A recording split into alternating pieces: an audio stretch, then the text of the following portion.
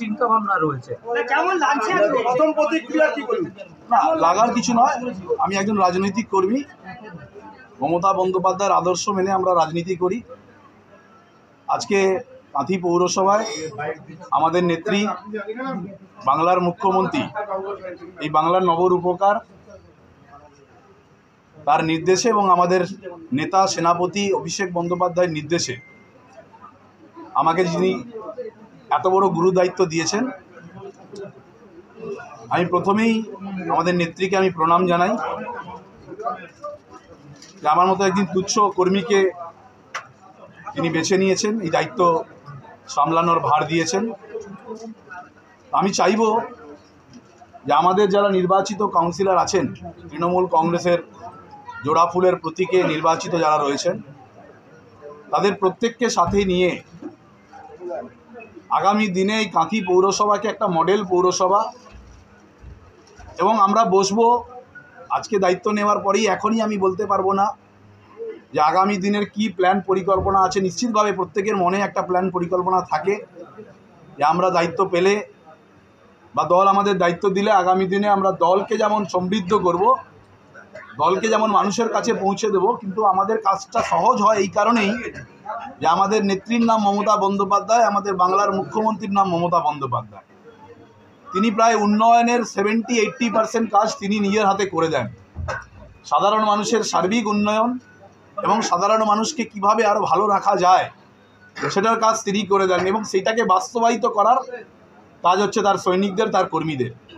আমরা সেই কাজই করব এবং আগামী দিনে আপনারা দেখতে পাবেন যদি কোনো জায়গায় এই পৌরসভাকে কেন্দ্রে আপনারা দেখেছেন বহু জায়গায় মানুষের অধিকারকে লুণ্ঠিত করা হয়েছে, মানুষের বিভিন্ন প্রকল্প উন্নয়নকে বিভিন্ন রকমভাবে ঘুরিয়ে দেখানো হয়েছে।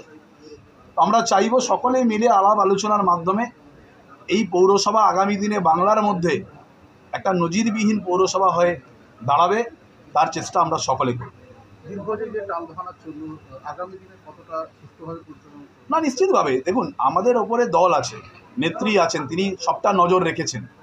টান বাহানো নয়, কিছু নিয়মকানুন থাকে, সেই নিয়মকানুনের জন্য হয়তো আমরা পৌরসভা পরিষেবার ক্ষেত্রে 15-20 দিন পিছিয়ে গেছি, কিন্তু আমরা আশাতীত এবং আমরা নিশ্চিত যে সেই পৌরসভার পরিষেবা আবার সাধারণ মানুষের কাছে আমরা পৌঁছে দিতে সমর্থ হব সকলে মিলে।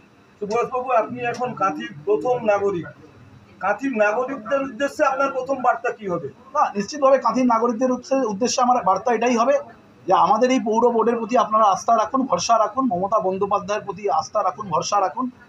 আমাদের যেরকমভাবে আপনারা বলবেন আমরা আমাদের যথাসাধ্য চেষ্টা করব মানুষকে পরিষেবা দেওয়ার, বিভিন্ন উন্নয়নমূলক কাজকে মানুষের দুয়ারে পৌঁছে দেওয়ার আমরা চেষ্টা করব, এবং আমাদের যারা কাউন্সিলররা আছেন প্রত্যেকেই আমরা জনসংযোগের মাধ্যমে মানুষের অভাব অভিযোগের কথা শুনব, মানুষের কি কি প্রয়োজন, একদম সেই প্রয়োজনকে প্রায়োরিটি অনুযায়ী আমরা তার বিশ্লেষণ করে তার পূরণ করার চেষ্টা করব। বলছি দাদা, আপনাদের দলেরই এক সময় কাউন্সিলররা বারে অভিযোগ করেছেন, চেয়ারম্যান যিনি ছিলেন সুবল মান্নার বিরুদ্ধে অভিযোগ, তিনি খুব একটা ডেভেলপমেন্ট করতে পারেননি। যে দীর্ঘ সময়টা কেটে গেল, বাদ বাকি যে সময়টা আপনার পিরিয়ডে রয়েছে সেই ডেভেলপমেন্টগুলোকে কি নতুন করে আবার করা সম্ভব? দেখুন, তিনি যতদিন ছিলেন তিনি আমাদের চেয়ারম্যান ছিলেন, আমি তার ব্যাপারে কিছু বলতে পারবো না, এটা আমাদের আভ্যন্তরীণ ব্যাপার নিশ্চিতভাবে।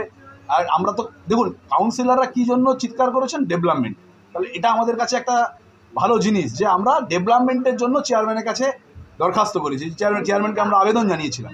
তার মানে আমাদের কাউন্সিলররা প্রত্যেকে মানুষের কাজ করতে চায়, তাই আমরাও সেই কাউন্সিলরদের কাছে নিয়ে আমরা মানুষের কাজ করার জন্য, ডেভেলপমেন্ট করার জন্য বাকি সময়ের মধ্যে নিশ্চিতভাবে অনেকটা বেশি সময় আছে, এখনও হাফ অব দি এই পিরিয়ড ক্লিয়ার হয়নি, হাফেরও বেশি সময় আমরা পাবো, নিশ্চিতভাবে মানুষের আশা পূরণ হবে। হ্যাঁ, কোন কোন বিষয়ের মধ্যে যেটা মূল হচ্ছে কাঁথি শহরের যানজট। আমাকে বহু মানুষ বলেছেন যে যানজটের ব্যবস্থা, যানজটটাকে আমরা ঠিকঠাক করতে হবে, মানুষকে পরিষেবা দিতে হবে। মানুষের কিছু ক্ষেত্রে পানীয় জলের সমস্যা আছে পূর্বাঞ্চলে, সেগুলোকে দেখতে হবে। কিছু জায়গায় জল জমার সমস্যা আছে, সেটাকে দেখতে হবে।